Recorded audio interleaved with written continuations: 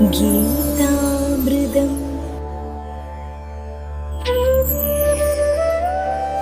ഈ 65-ാമത്തെ ശ്ലോകവും 66-ാമത്തെ ശ്ലോകമാണ് ഭഗവത്ഗീതയുടെ സാരാംശം. കംപ്ലീറ്റ് ഗീത കേട്ടില്ലെങ്കിലും ഈ 2 ശ്ലോകം കേട്ടാൽ മതി, കംപ്ലീറ്റ് ഗീത മനസ്സിലാവും. അർജുന, മൻ മന എപ്പോഴും എന്നെക്കുറിച്ച് ചിന്തിക്കൂ. ഭവ മൻ മനാ ഭവ മത് ഭക്തോ, എൻ്റെ ഭക്തനാകൂ. എപ്പോഴും എന്നെക്കുറിച്ച് ചിന്തിച്ചുകൊണ്ട് എൻ്റെ ഭക്തനാകൂ. മത് യാജി, എനിക്ക് വേണ്ടി എന്നെ ആരാധിക്കൂ. മാം നമസ്കരു, എൻ്റെ മുമ്പിൽ നമസ്കരിക്കൂ. മാം ഏവഷ്യസി സത്യം തേ, എൻ്റെ അടുത്ത് നീ എത്തും. പ്രതിജാനേ, നീ അറിയൂ. ഞാൻ പ്രതിജ്ഞ എടുക്കുന്നു, ഞാൻ വാക്ക് നൽകുന്നു. അർജുന പ്രിയോസിമ, എൻ്റെ പ്രിയപ്പെട്ട നീ അർജുന, എൻ്റെ പ്രിയപ്പെട്ട അർജുന, ദൈവം ഇത് മനസ്സിലാക്കൂ. നീ ഇത്ര എന്തിനാണ് മനസ്സിങ്ങനെ കോംപ്ലിക്കേറ്റഡ് ആക്കുന്നത്? ഇത്രയും നീ വിഷമിക്കുന്നത് എന്തിനാണ്? ഞാൻ പറയുന്നില്ലെങ്കിൽ കേൾക്കൂ. ഈ പ്രപഞ്ചത്തിലുള്ള എല്ലാവരും ആ ഹൃദയത്തിലിരിക്കുന്ന പരമാത്മാവിന് വേണ്ടിയാണ് പ്രവർത്തിക്കേണ്ടത്. അദ്ദേഹത്തിന് വേണ്ടി പ്രവർത്തിക്കുമ്പോൾ നിനക്ക് എന്ത് നഷ്ടമാണ് ഉണ്ടാകുന്നത്? നീ എന്താ മനസ്സിലാക്കാത്തത്? നീ എന്താണ് ഇങ്ങനെ യുദ്ധം ചെയ്യുന്നില്ല പറഞ്ഞുകൊണ്ടിരിക്കുന്നത്?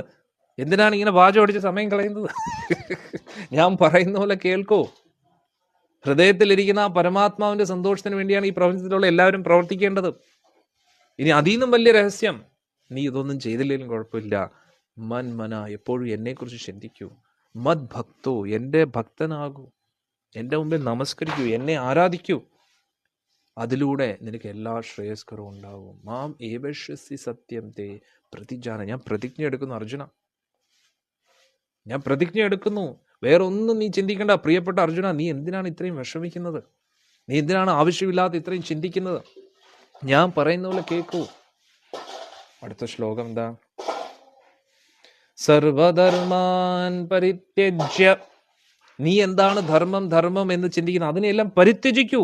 സർവധർമാൻ പരിത്യജ്യ മാം ഏകം ശരണം വ്രജ, നീ പരമാത്മാവിനെ ആശ്രയിക്കണ്ട, നീ എന്നെ ആശ്രയിക്കൂ എന്ന് കൃഷ്ണൻ പറയും. നീ ഹൃദയത്തിലിരിക്കുന്ന പരമാത്മാവിനെ ആശ്രയിക്കണ്ട, പരമോന്നതനായിട്ടുള്ള പരമദിവ്യോത്തമ പുരുഷനായിട്ടുള്ള എന്നെ ആരാധിക്കൂ. അർജുന, എന്നെ മനസ്സിലാക്കാൻ ശ്രമിക്കൂ. സർവധർമാൻ പരിത്യജ്യ മാം ഏകം ശരണം വ്രജ, ഏകം ശരണം വ്രജ, ഏകം ശരണം വ്രജ, ഏകം ശരണം വ്രജ.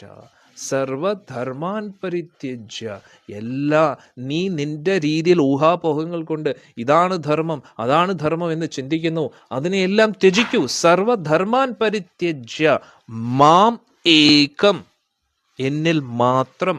മാം ഏകം ശരണം വ്രജ, മാം ഏകം ശരണം വ്രജ. അഹം ത്വാം, ഞാൻ നിന്നെ, അഹം ത്വാം സർവപാപേഭ്യോ, എല്ലാ പാപകർമ്മങ്ങളിൽ നിന്നും മോക്ഷയിഷ്യാമി, മോചിതനാക്കും. മാ ശുച, ഭയപ്പെടേണ്ട. എങ്ങനെയുണ്ട്? മേലാക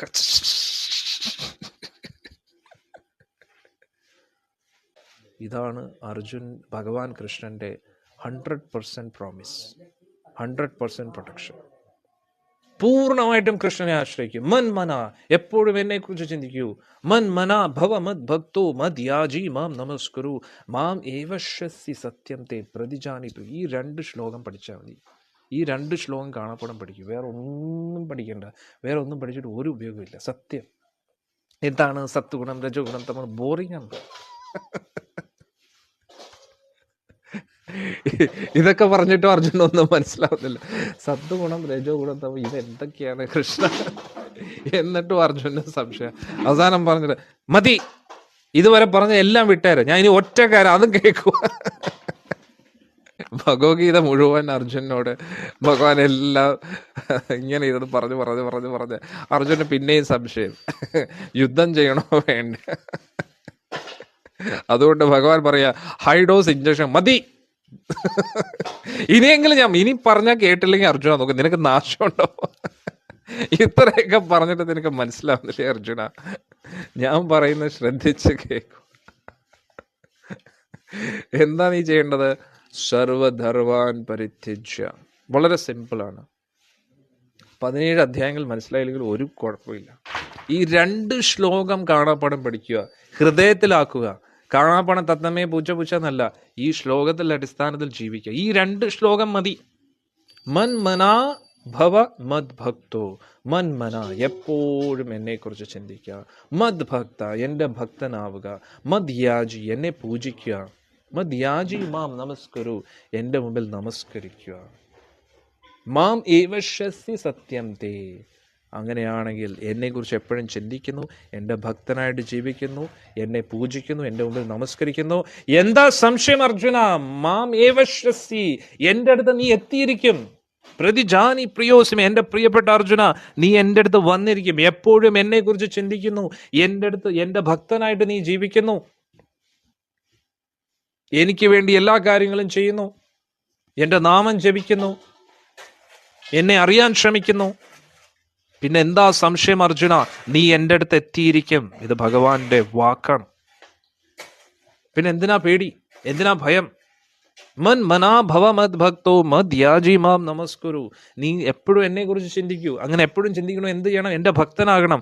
എൻ്റെ ഭക്തനാവൻ എന്താ ചെയ്യേണ്ടത്? മദ് യാജി, എന്നെ പൂജിക്കൂ.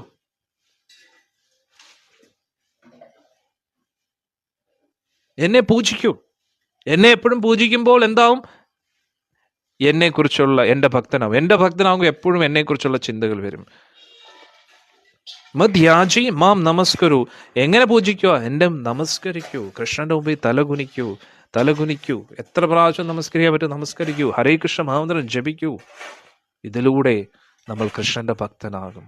കൃഷ്ണന്റെ ഭക്തനാകുമ്പോൾ മന്മന, എപ്പോഴും കൃഷ്ണനെക്കുറിച്ച് ചിന്തിച്ചുകൊണ്ടിരിക്കും. അങ്ങനെയാണെങ്കിൽ നമ്മൾ കൃഷ്ണന്റെ അടുത്ത് പോയിരിക്കും ഈ ഒരു ജന്മത്തിൽ തന്നെ, ഒരു സംശയം വേണ്ട. ഭഗവാൻ പറഞ്ഞു, പ്രതിജ്ഞ എടുക്കുന്നു അർജുന, ഞാൻ പ്രതിജ്ഞ എടുക്കുന്നു, നീ എന്തായാലും എൻ്റെ അടുത്ത് വരും. അന്നേരം ഉടനെ അർജുൻ്റെ ചിന്ത, ഭഗവാൻ അന്നേരം ബാക്കി ധർമ്മങ്ങളൊക്കെയോ? എപ്പോഴും അങ്ങയെക്കുറിച്ച് ചിന്തിച്ചുകൊണ്ടിരുന്നാലോ? എപ്പോഴും അങ്ങയെ പൂജ ചെയ്തുകൊണ്ടിരുന്നാലോ? എപ്പോഴും അങ്ങയുടെ നാമം ജപിച്ചു? അന്നേരം ചില ആൾക്കാർ പറയും, 24 മണിക്കൂറും കൃഷ്ണൻ ജപിച്ചുകൊണ്ടിരിക്കാൻ കൃഷ്ണൻ എവിടെയാ പറഞ്ഞിരിക്കുന്നത്? ഇവിടെയാണ് പറഞ്ഞിരിക്കുന്നത്. ഇനി ആരെങ്കിലും പറഞ്ഞ് ഈ 2 ശ്ലോകം കാണിക്കുക, ഇനി എന്തെങ്കിലും പറയാനുണ്ടോ? ഭഗവാൻ എന്താ പറയുന്നത്? മൻ മനാഭവ മദ് ഭക്തോ മദ് യാജി മാം നമസ്കരു മാം ഏവശ്യസ്യ സത്യം തേ പ്രതിജാനി പ്രിയോസിമേ.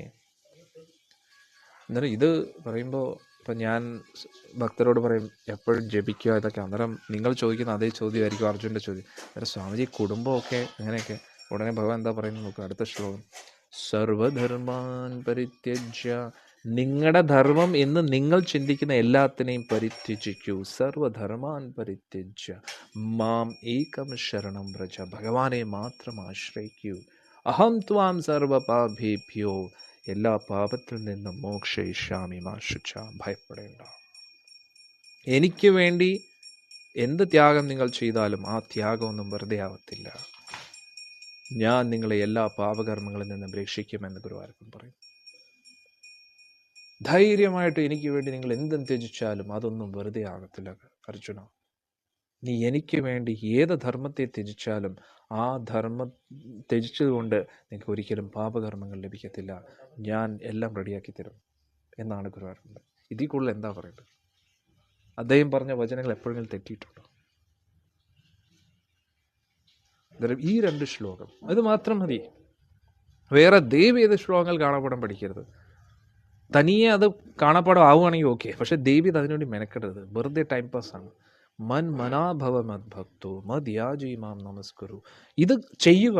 ഇത് മൻ മനാഭവ മദ് ഭക്തോ ഇങ്ങനെ പറഞ്ഞിട്ടൊന്നും കാര്യമില്ല. അങ്ങനെ ശ്രമിക്കുക, ആചരിക്കുക, എപ്പോഴും ഭഗവാനെക്കുറിച്ച് ചിന്തിക്കുക. മൻ മന മദ് ഭക്തോ, എൻ്റെ ഭഗവാന്റെ ഭക്തനാകാൻ ശ്രമിക്കൂ. എങ്ങനെ? മദ് യാജി, ഭഗവാന്റെ നാമം ജപിച്ചുകൊണ്ട്. മദ് യാജി മാം, എപ്പോഴും ഭഗവാനെ നമസ്കരിക്കൂ നാമജപത്തിലൂടെ. അത്രയേ ഉള്ളൂ. അങ്ങനെ അത്രയും മതി ഭഗവാന്റെ അടുത്ത് പോകാൻ. എന്താ വേറെ എന്തെങ്കിലും വേണോ? വേണ്ട, ഒന്നും വേണ്ട. ഇത് മാത്രം മതി. എപ്പോഴും ഭഗവാനെ കുറിച്ച് സ്മരിക്കൂ. അതിന് എന്താ ചെയ്യേണ്ട? ഭഗവാന്റെ ഭക്തനാവും. ഭഗവാന്റെ ഭക്തനാവാൻ എന്ത് ചെയ്യണം? ഭഗവാന്റെ നാമം ജപിക്കൂ. കൂടുതൽ ഭഗവാന്റെ നാമം ജപിക്കൂ. ഭഗവാന്റെ നാമം ജപിക്കുമ്പോൾ നമ്മൾ ഭഗവാന്റെ ഭക്തരാകും. ഭഗവാന്റെ ഭക്തരാകുമ്പോൾ ഭഗവാനെ കുറിച്ച് എപ്പോഴും ഓർത്തുകൊണ്ടേയിരിക്കും. അങ്ങനെയുള്ള ഭക്തൻ എങ്ങനെയാണ് ഭഗവാന്റെ അടുത്ത് പോകാതിരിക്കുന്നത്? വളരെ സിമ്പിളാണ്. അന്നേരം തീർച്ചയായും സ്വാഭാവികമായിട്ടും നമ്മുടെ ചോദ്യം എന്താണ്? അന്നേരം നമ്മുടെ ധർമ്മം, കർത്തവ്യം, അതിനെക്കുറിച്ച് ഭഗവാൻ എന്താ പറഞ്ഞത്?